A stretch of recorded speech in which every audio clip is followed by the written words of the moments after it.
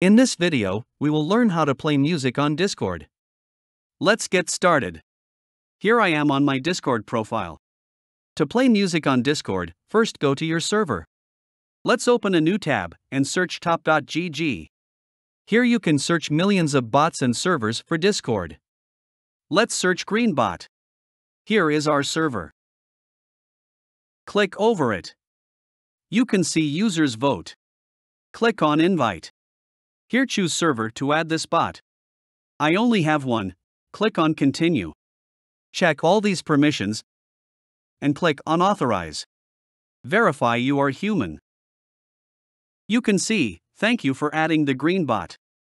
Here enter /help. Choose this one and press enter.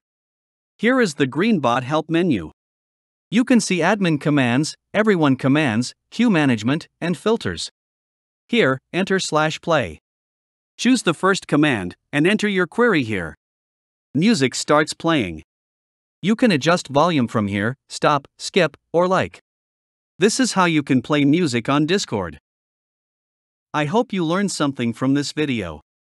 If you have any question, don't hesitate to comment down below.